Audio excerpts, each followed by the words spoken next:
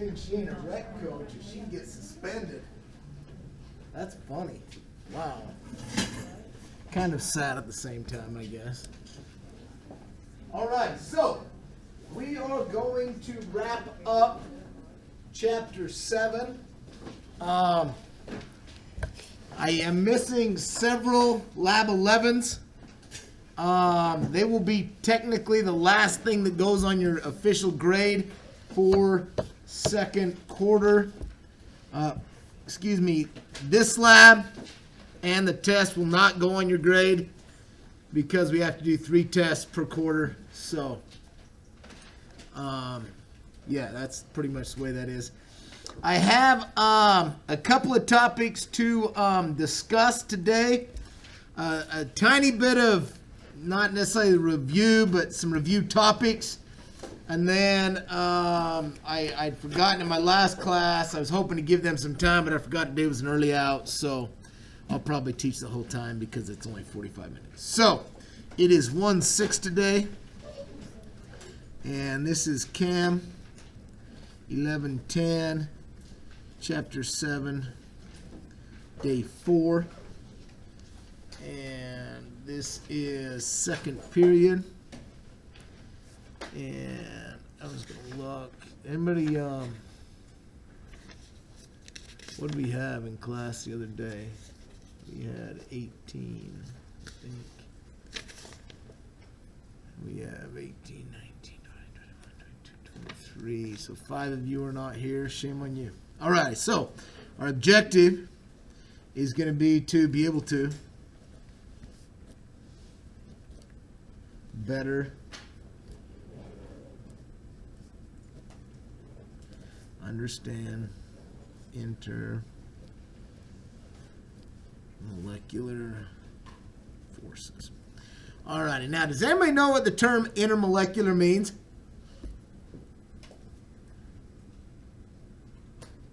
Fisher. Yeah, between molecules. What we're doing is we're talking about the force that exist between 2 different molecules. Okay? Now, before we get hot and heavy into that, I do want to talk about a couple of conversions you will need to know. So, atmospheres to millimeters of mercury. Anybody remember this one? 1 to 760? Yeah, 1 ATM is equal to 760 millimeters of mercury. Okay? And then you also need to know atmospheres to PSI. Anybody know that one? Torres, you don't know that one? Anybody know that one? Nobody? It's 14.7 PSI. Now, in my last class, I had a student ask an interesting question. And it was something like this. They said, is there a way to go from PSI to millimeters of mercury? And the answer to that is yes, but is it direct? No. And that's what you got to understand, is that the way they've set it up, everything runs through what? Atmospheres. Okay, so if I gave you, let's say I had 27.6 PSI, and I want you to put that into millimeters of mercury. Okay? I can't go directly there. But I can go from PSI to atmospheres, and then from atmospheres to millimeters of mercury. Does that make sense? So how would I do that? Well, actually, before I do that, does anybody know what PSI is? I mean, it's a measure of pressure, but what it means, what it is, where we use it? It's like pressure per square inch. Yeah, it's actually pounds per square inch. Anybody know where it's used? Yeah, say it louder. Shocked that you would know that. Bella? Yeah. I don't know. That was I know. Oh, okay. That was sarcasm. Her father now owns a car dealership. So, alrighty. So that makes sense. You would know that, right? I really don't know that much about cars. Well, it's funny you say that because my dad's a mechanic and I'm not a very good mechanic either. So whatever. And I'm a math teacher and my youngest sucks at math. So it happens, which is hard hard sometimes for a teacher to accept. You laugh about it, but it really is. I mean, how many of you know Mason? Yeah, I mean, he was a terrible math student. Love him, but he was terrible. So go figure. So how am I going to do this?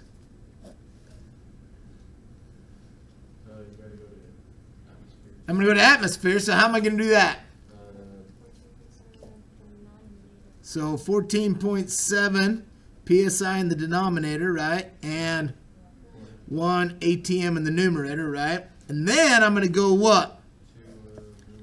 Yeah, so I'm going to go 760 millimeters of mercury in my numerator and 14.7 psi in my denominator. Or no, sorry, I already did that one. This is my 1 atm, right? 1 atm in my denominator. Atmospheres are gone, psi's are gone, and I'm left with 1,430 mmHg. Now, with that being a 0, I'm going to guess that you already what? Did he already sig fig that, right? Okay. And that is something I noticed as I went through the test again this morning. Pay attention to sig figs. Okay. It's something I know we talk about almost every day. So just kind of make sure we're there. All righty. Now, STP. Anybody know what STP is? And it's not that fuel additive you put in your gas tank. Nobody knows what STP is? STP stands for standard temperature and pressure. And my first period has a bunch of geeks in it.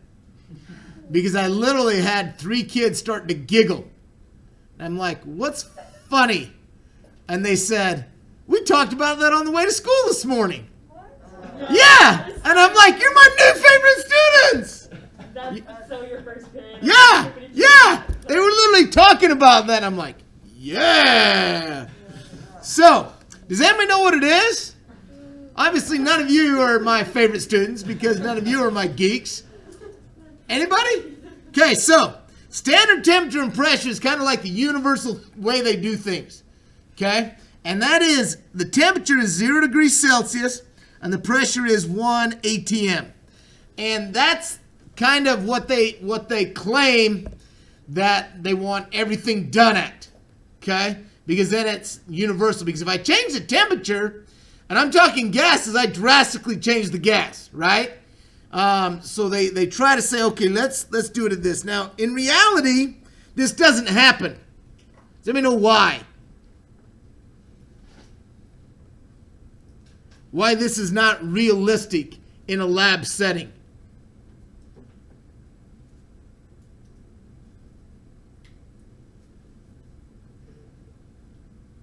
Not a soul? How many of you are going to lab at 0 degrees? Are you going to want to work in the lab at 0? No, it's freezing!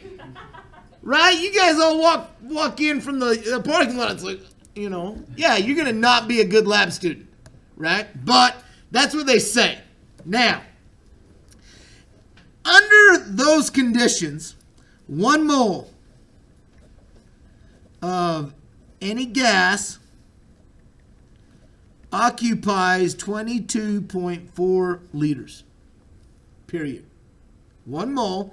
And this actually makes a conversion. 1 mole equals 22.4 liters. Now, why is that important? Does anybody see a reason that this is important? What? It's a great little conversion. Because this goes from moles to volume. Okay, which is not usually thought of as being an easy conversion, and it makes it really nice. Now, what that lends itself well to is this, okay? We're going to do this. So if I had C3H8 plus O2, and I yield CO2 plus H2O. Anybody remember the balanced version of this? We've done it a few times. I think we used it a couple of times last chapter. Nobody remembers this one? You're on the right track. It's actually 1534. 1534.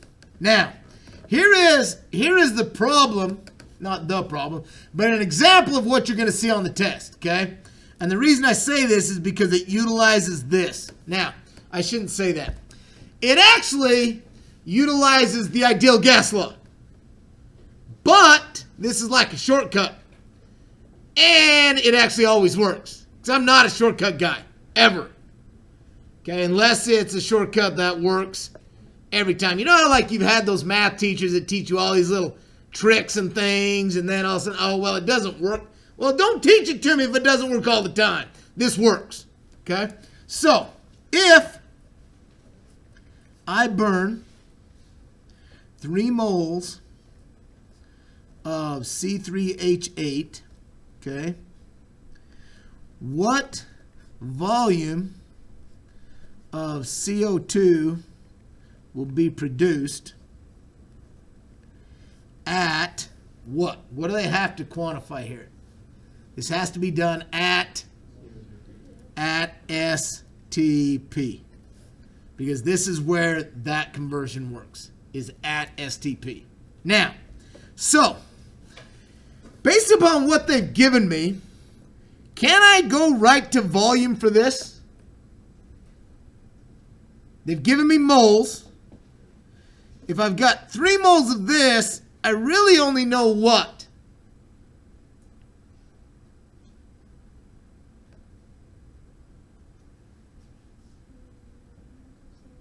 What? I'm going to get 9 moles of CO2, right? Isn't that what would that be? What would I be using there? Anybody remember? My mole-to-mole ratio, right? Because isn't it 3 to 1? Yeah. And if I use 3 moles of this, I'm going to get out 9 moles of CO2, right? So I basically would have had 3 moles of C3H8 times 3 moles of CO2 for every 1 mole of C3H8. Using my mole-to-mole ratio that Bella pointed out, moles of C3H8 are gone. I'm going to have 9 moles of CO2, right? But it didn't ask me for my moles of CO2. It asked me for my volume of CO2, right? Well, what do I know that's a good mole to volume conversion? That 1 mole times it by 20. So I'm going to times that by 22.4 liters for every 1 mole, right? Moles are gone. My answer is left in liters. And I get out 201.6 liters. Now, here's a really good question. And I don't remember. Actually, I think I do. I think this was Weston Miller. Okay, we were doing this problem, and the question was, is that the answer?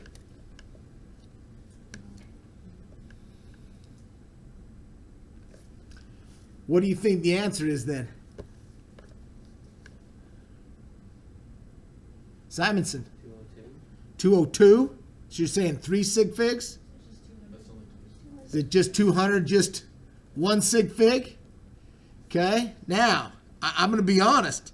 As I thought about this, I thought, actually, I think that's the answer. Anybody know why? Because that 3 is a counting number. Now, would they probably give you 3 and a real problem on the test? No, they're going to give you like 3.45 so that I know now I've got 3 sig figs. Now my answer is going to have 3 sig figs. You know, but as I wrote this, I was just kind of making it up, and I'm like, well, he has a point, right? So I would say based upon that being a counting number and that being a conversion, I would say I could get away with that. Now, if they did want to go 1 sig fig, then I would say, yeah, you would have to go 200 liters like that because of that one.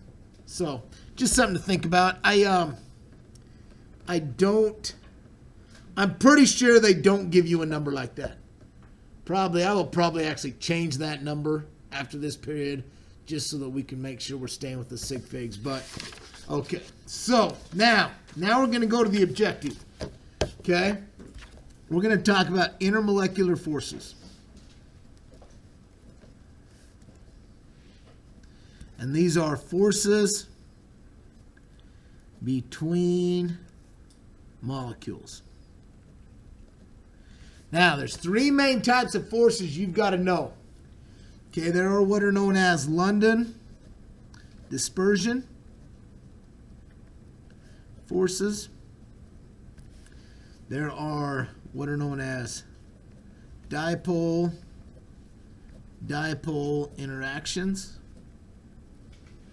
And there is hydrogen bonding. Now, pretty easy. Okay, London dispersions, these are the weakest. They are the weakest. And all molecules can exhibit London dispersion forces. Okay? Dipole interactions. These are moderate. And I'm talking about strength here. These have moderate strength. And these must be between two polar molecules. Okay? And then hydrogen bonding are the strongest. Okay? But hydrogen bonding only occurs when an H is bonded to an F, an O, or an N. Okay, and that's it. Now, what this does is it tells you a lot about what's going on in your container, if you will. Okay? If my whatever it is exhibits hydrogen bonding, at room temperature, it's probably going to be a what? Anybody know? Could be a solid. More likely, though, it's going to be a liquid. Because those hydrogen bonds hold those molecules together the strongest. Well, the more molecules they get together, the more likely it is to become a liquid, right? If it's only held together by London dispersion, at room temperature, it's probably going to be a gas. Can I get it to be a liquid? Sure. Yeah, I can cool it down or compress it or do them both, right? So, what they do, though, for this kind of question, besides, I think there's one or two that just ask you something about this. Where do London dispersion forces fall? They're the weakest, right? Hydrogen bonding, they're the strongest, things like that. But then they give you some molecules. And they say, okay, which one of these has the lowest boiling point? Well, the one that has the lowest boiling point is the one with the what bonds? Weakest bonds, right? The one with the highest boiling point is going to have the strongest bonds. Okay, now, so this is what they've got.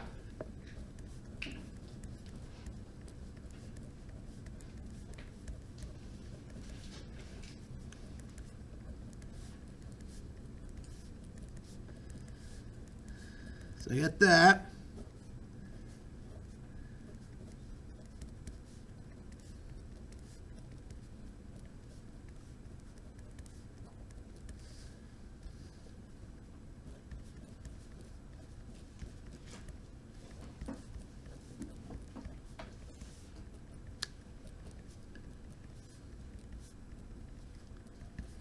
And I've got that. Now, they would say something like this, okay?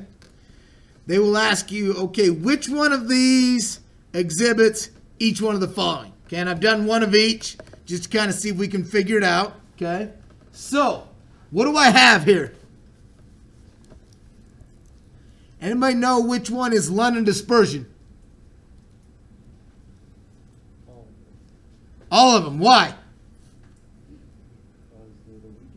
They are. But I wrote right here that all molecules will exhibit London dispersion, right? So they each have London dispersion forces. Okay. Do any of them have dipole-dipole interactions? So those H's that are bonded with the C, is that a dipole? No. If you go back, I believe they were both 2.4 or 2.5. Does anybody remember what I'm talking about? Yeah. Okay, but this, Shiv, is I want to look at the whole thing, not individuals. Okay? So I'm looking at the whole molecule. So even though this bond might be, in this case it's not, but it could be, I'm looking more at the whole molecule. Okay, so who can remember how I could tell whether or not something was polar back in the day? What did I look for? Anybody remember?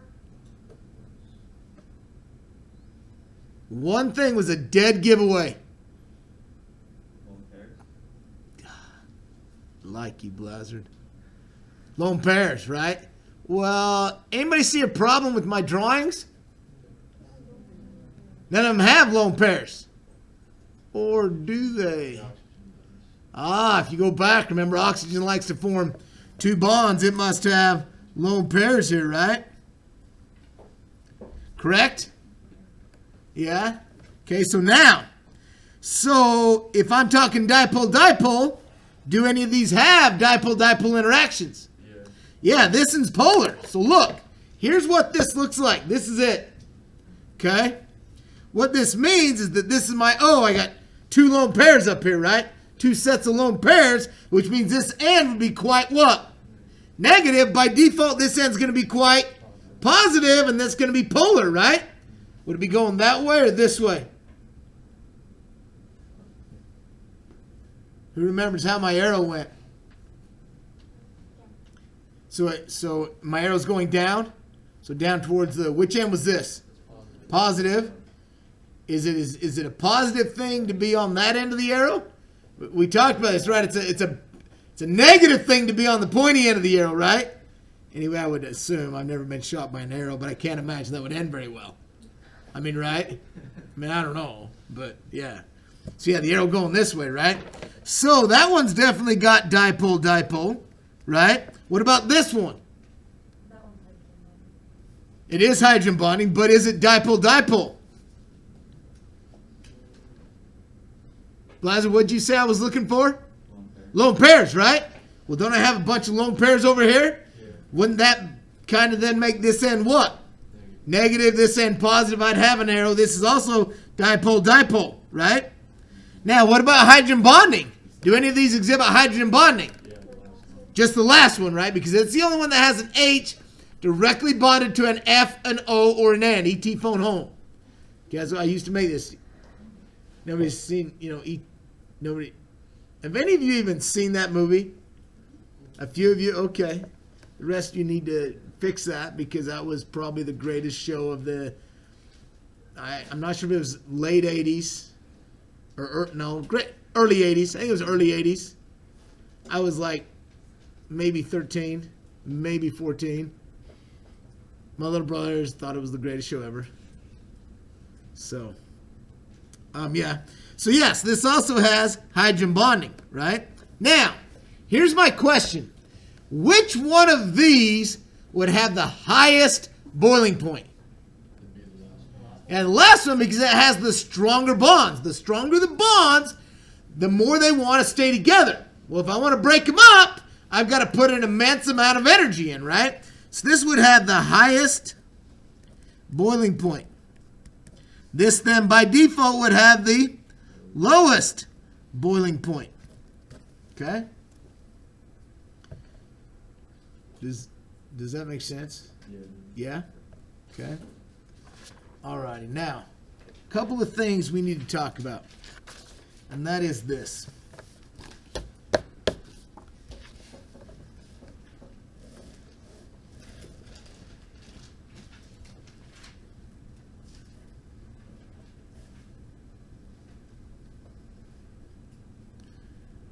Okay, I'm not an artist, but that is ice.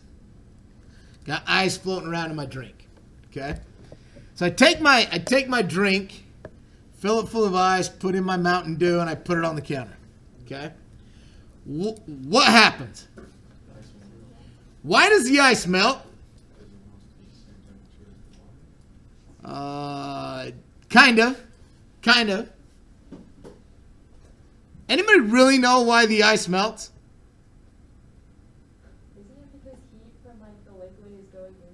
Okay, that's part of it. What else? What happens to the outside of your cup? It gets wet, right? It condenses. So this is what happens. This is something you need to understand. Okay, as as condensation develops on the outside of your container. Okay, in order for something to condense, it has to do what? It does, but to get colder, it has to do what? It has to not produce, but release. It releases heat. Where does that heat go? Some of it goes into the air, but that's not a very good transfer of energy. It actually goes into the cup, which ends up going into the ice, which is why your freaking ice melts. Okay? Condensation releases energy because the condense has got to go from a gas to a liquid. A liquid has less energy than a gas, so it has to release that energy, right? It's the exact opposite if I were to look at what? What's the opposite of condensation? Evaporation. Who knows what the greatest evaporation process known to man is? The sun is the ocean. No. That's good. That's important for the weather. But if I'm talking about me individually, sweat. Hands down. Sweat is in my opinion, probably the most important evaporation process. Why? How? By evaporation. Wait, it takes heat by evaporation. Okay, so my pore developed sweat, right? That sweat's a liquid. Well, in order for that liquid to turn into a gas, it has to do what? It has to absorb energy. Well, where does it absorb that energy from? Your body. My skin, which makes my skin in turn colder, which is how it truly cools me down. Now, does anybody know what they do in Florida when it's going to freeze? Yeah, it does actually. Yeah. And anytime the price of orange juice goes up, you know it froze there. Anybody know what they do? They turn the sprinklers on in the orchards. Does anybody know what that does to the trees? Or to the orange fruit, I guess? It freezes the outside. And here's what's crazy. It literally develops a layer of ice on the outside of the fruit. Okay? That actually is what keeps the fruit from freezing, because as that water turns into a solid, it has to do what? It has to release heat. And where does that heat go? Into the fruit, which keeps the fruit itself from freezing. And then as soon as the sun comes up, it warms up really fast, and the ice immediately melts, and then you're saved the fruit. It's an amazing little process. You wouldn't think that by encasing it in ice, it actually preserves it, but then it also acts as a little bit of an insulator, just like an igloo does. You know, but literally the process of freezing releases heat. That heat goes into the orange and keeps the actual orange from freezing. It's kind of a cool little process. Okay? So yeah. So condensation releases heat. Evaporation actually absorbs heat, which is why your body cools down when you sweat. Okay, so then my question is you know, you're riding your bike, why does it feel that much colder? Because of the wind. Does anybody know why that is? No? Well, because the wind makes the water evaporate faster. Well, as it evaporates faster, it's going to draw more heat away faster. The more the heat leaves faster, the colder you're going to feel, which is why when it's cold and it's blowing, it feels colder, because it's extracting more heat from your body, that you get the sensation of it feeling colder. just taught you all some stuff right there.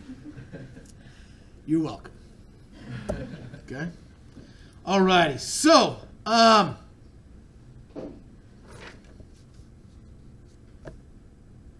that's it. That's all I got. Any questions? Anybody done any of the homework? You have, Simonson? Yeah, part of it. Do you got any questions on it? Torgerson, you've done it? Any questions? No, you answered my question. Answered your questions? Again, you're welcome. That's what I do. I'll be here all year, except when I'm not. But I'm usually am. It's weird, because now that I don't coach, I don't miss class very often. I really don't. I don't think. You don't miss it all, really. Yeah, it's kind of weird, a little creepy. That's all right. Okay, so a couple of things before I turn you loose. Okay, Lab 8. Lab 8 on Friday. Now, what's going to happen is Lab 8 has 3 parts in it. Okay? What we'll do is, the way I've got it set up is that one side of your table is going to do Part A. While they're doing Part A, the other side will do Parts B and C. B and C are easy. A blows. A is hard. Make sure you have read through Part A prior to coming to class, because it is challenging. Okay, and the way I've got it is that by the time they're done with A, the other side should be done with B and C. Okay, and then you'll just swap, and you guys can do Part A, and they'll do Parts B and C. Does that make sense? C's actually will be in the fume hood, and I'm going to do it for you. All you will have to do is go and extract the data from it, just because yeah, we're using the stuff that dissolves your body, and I would rather just do that myself than take the chance of someone in here losing a finger. Just saying, I mean, that's wise, right? Yeah. Okay, did we have this talk yet? Yeah. Okay, I appreciate you pulled yours up a few times.